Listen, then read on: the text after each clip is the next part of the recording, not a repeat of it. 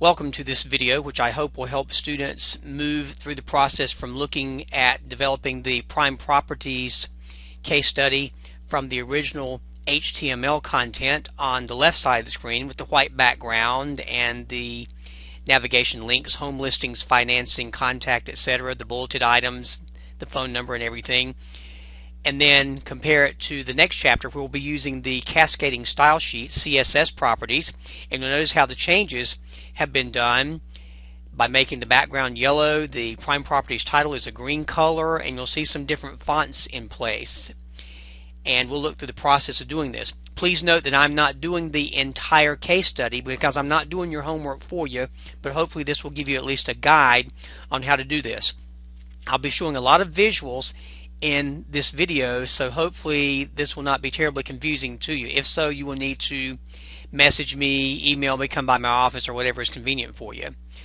Right off the bat, the first thing I would suggest that you do, just a reminder, having graded some information already with students, when you're saving an HTML document, you want to make sure when you go to Save As, and most of you are doing this, but a few of you are still struggling with it, when you choose Save As, you want to be sure, no matter what the file type is, you want to make sure that you put the document in quotes on both sides. If you don't put it in quotes, what the computer will do is it will attach an extra tag to it, possibly rich text format or doc, or maybe an extra HTML, and it can cause some problems. So be very careful when you're saving these files. Before you get involved in this case study, you want to make sure you've cleaned up your Chapter 2 case study first. I've marked everyone's case study, and the reason for my markings and for being very picky, for one thing, you want your sites to be spell check free so that there are no errors there, and you want to make sure in this particular textbook that you have the right tags and their matching closing tags in the correct order and not having been left out. You'll have problems with this case study otherwise. I've had some people even leave out the first section preceding the word body, the head, and the title sections, and you're going to need that absolutely when you do this particular case study. Also, be patient, because I know I classify some people as what I call exact words students, and they get real nervous with it. You have to understand that technology books, unlike math and English and other kinds of books, history books, are a little more consistent. With technology, nothing is perfect. Different browsers and different versions of browsers will manifest sometimes some slight differences in case studies and sometimes some major ones. That's no excuse for incorrect work, but you may want to update your browser. Try something different. I know we're all set in our ways. We like Internet Explorer, we like Safari, we like Google Chrome, and you may want to try different ones just to see if there are some different results. Sometimes that can make a big deal in terms of getting some successful results. Right off the bat, and you'll have to bear with me when I make these videos because I have a lot of different pages that are popping up, and you'll see some weird ones down there. Just overlook what I'm doing here. I'm trying to show your book on the screen. On page 100 in this particular book, if you go to the end of the chapter, you'll see the word prime properties, and it actually starts in this particular video. It starts at the bottom of the page, and you want to bring up your old case study. The first thing you want to do is to create a new folder for this case study, and you're going to have the same two files that you had before. So in case, and I think everybody has done a zip folder correctly, but what you want to be sure you're doing here is that you are having, and I may have to pull up Microsoft Word so that I can use my pen here, and if I do that, I'll apologize to you right now. I'm having to do a lot of ad-libbing because of the different software I'm having to pull up right here. So thank you for your patience as you bear with me on this homemade video.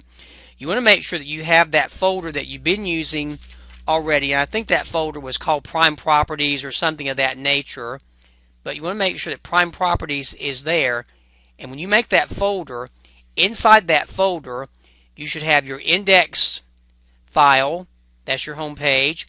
You should have the financing file, and then you'll add a brand new one to this set of files now, and it is called prime.css.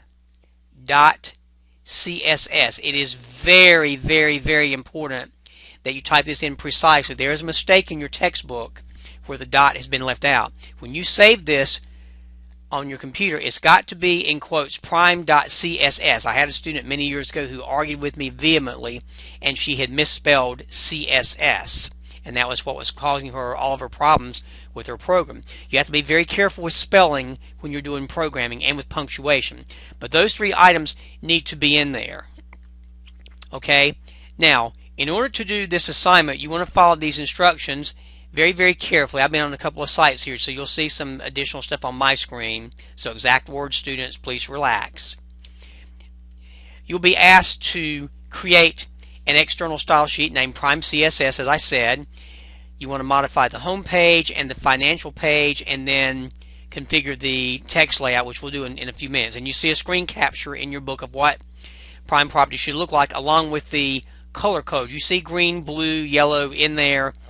And because there are varying shades of those colors, there are special codes starting with the hashtag, or the tic-tac-toe symbol as some people call it, or musicians a sharp symbol, that will indicate the particular colors. If you follow the directions fairly closely in your book, you'll see some directions for doing the external style sheet. In this particular video, it's task number 2. So just read that very carefully. It will tell you which tags to emphasize. It will say use the body tag. It will say use the header tag. Don't get header and heading mixed up. You will see H2. You will see H3. You will see nav. You will see DD. That is the description definition. You've had that element in another assignment. You'll see something called a class named contact. And you'll also see a footer element. Later on, you'll see something called contact. What you want to do when you're designing this style sheet, and I'm just going to basically write it out for you, at least parts of it. Your style sheet basically will look like this. In the case of the word body, you're going to have the word body. Let me see if I can get this to work. Again, you'll have to bear with me here with my typing and using this pen marker. I'll see if I can make this large enough.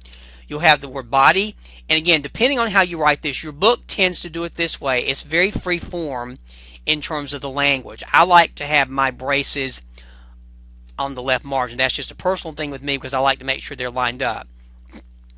So I'll have one for body right there. That's instruction number 1. Again, there is no perfect video for everybody's learning style, so you may have to stop and restart as you need to. And again, thank you for your patience.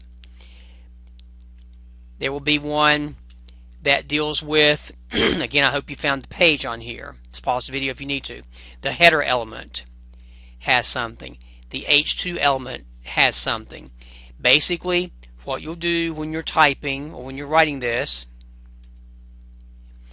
is you'll have something for body, and the spacing is totally up to you. Something for header, something for H2, because what you're doing now is you're telling the computer everywhere there's an H2 heading in your document, do it this way. Everywhere you've got the header section in your document, do it this way. Everywhere you've got a nav section, do it this way. So you'll have these all the way through. Now again, I'm not doing this precisely for you because I'm not doing your homework. But you get the idea of how this works. Okay, I'm going to delete some of this stuff so this will move a little closer to the top of the screen. Alright, for body, it says, and you have to just read through these, and I'll do a couple of these with you to make sure that you're on the right track. But in the case of body, it says in that first instruction to make the background color, and and just refer to the book as you need to get this information. I write the word background color followed by a colon, the double dots, and then it says the color code is FFFCC. It is up to you whether you use capital letters or lowercase. It does not make any difference to the computer, I promise you. And then end this with a semicolon. You're saying for the body of the document, unless something overrides it, the body of the document will have a background color of yellow, which I showed you visually just a few minutes ago. That's going to cause that yellow to show up. It says to make the text color, which is the color of your text. Normally, the text color is going to be, and again, I indent this just for neatness, and I would like for you to do the same thing. Now, we don't actually write text color right here. It's just what they're saying in the book. The CSS style word for it is just the word color. Colon, and then the color is 003300. Semicolon always is after it. And then for the font, we use something called font family, and you have to type this precisely. So if you're not sure about the syntax with it, look in your book. That's what it's all about. And there are examples that are very precisely like this. What happens right here is it's saying if your computer by chance does not have an Arial font on it, which is almost unheard of these days unless you have a very old computer, it will choose a Helvetica font. If not, it will choose something called a sans serif font. That means it doesn't have the little underscores that draw your eyeball back in the old days toward it. So that's the body section right there. And that's the way you'll write every one of these sections. Now, what's going to happen if some of you did not put a header tag as I asked you to do and as the book asks you to do in your program, then this part won't work because the computer can't find header in your web pages, so it won't do it. So you have to make these corrections that I requested accordingly, or you'll have some problems. Now, what kind of spacing you do right here is up to you. Don't try to second guess me. Don't be so worried about the A that you're not learning the concepts. That will just cause you headaches later on. Header 1, or header rather, H2 and H3 are all done the same way. I'm going to skip over these because you get the idea of how these work. I'm going to give you some that maybe are not as familiar. Well, none of this is familiar, but not as much alike as those first four happen to be. Now for the nav. And the nav, if you've forgotten about this, the nav is the section where we have the links, the home, the listing, the financing, and the contact. Now they're asking for this to be a particular style. And it says that it displays in bold, and you can't just put bold right here. You're dealing with a particular language. You have to use something called font weight. The little hyphen is there on purpose. And put the word bold with a semicolon after it. That ends that. If you've got more than one characteristic or feature you want to have in a tag, then you have to separate these by semicolons so it will know where one effect, like font weight, ends and where the new one takes place. It says next that we should have a 1.2 M font. Basically, there's a standard or a default font size, but if you want it larger than usual or smaller than usual, then that's where you use this EM feature, which comes from the print industry. So I would just write font size 1.2 M, and that would take care of this part. So there's your nav section. Now again, I'm just doing selected sections right here. I'll actually do the data definitions as well for you. The data definition, or description definition is what they call it now, is asking for italics. That is a font style. You have to look these up in your book, but I'm going to help you with some of these. And I'm looking at the solution that the author gave too, so I'm giving you accurate information.